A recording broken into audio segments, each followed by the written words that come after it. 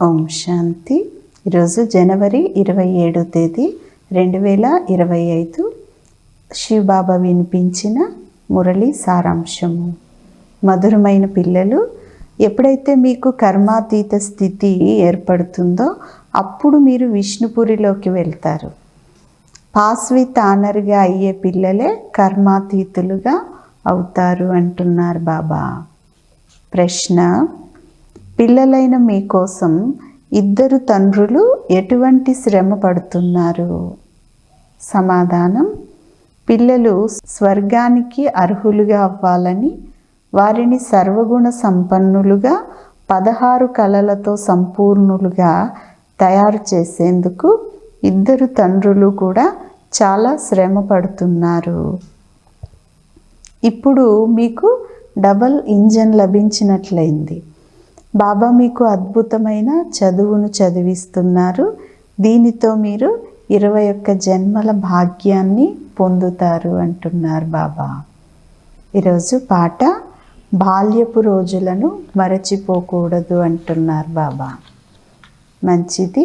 మధురాతి మధురమైన అపురూపమైన పిల్లలకు తల్లి తండ్రి బాప్దాదాల యొక్క ప్రియ స్మృతులు మరియు గుడ్ మార్నింగ్. ఆత్మిక తండ్రి ఆత్మిక పిల్లలకు నమస్తే. ఆత్మిక పిల్లలు ఆత్మిక తల్లి తండ్రికి ప్రియ స్మృతులు, గుడ్ మార్నింగ్ మరియు నమస్తే నమస్తే. ధారణ కొరకు ముఖ్యమైన సారం. మొదటి పాయింట్: అంతిమంలోని రక్తసిక్తమైన దృశ్యాలను చూసేదానికోసం చాలా నిర్భయులుగా శివశక్తులుగా అవ్వాలి.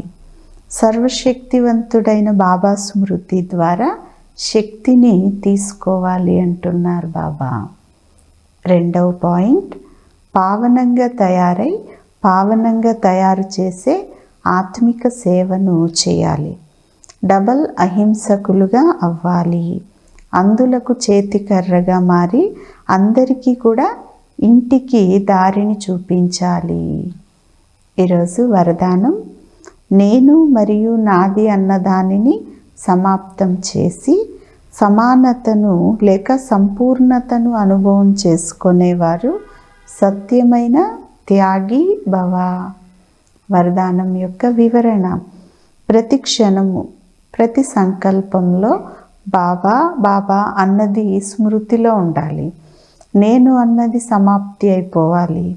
ఎప్పుడైతే నేను అన్నది ఉండదో అప్పుడు ఇక నాది అన్నది కూడా ఉండదు.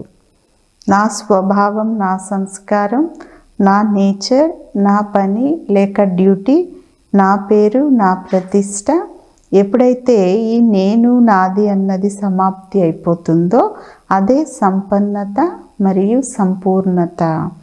ఈ నేను మరియు నాది అనే దానిని త్యాగం చేయటమే చాలా పెద్ద సూక్ష్మ త్యాగమైంది. ఈ నాది అనే దాన్ని అశ్వమేధ యజ్ఞంలో స్వాహ చేయండి. అప్పుడు అంతిమ ఆహుతి పడుతుంది మరియు విజయ డంక మ్రోగుతుంది అంటున్నారు బాబా. స్లోగన్: హాజీ అంటూ సహయోగం యొక్క హస్తాన్ని అందించటం, దీవెనల యొక్క మాలను ధరించటమే. మంచిది. ఓం శాంతి.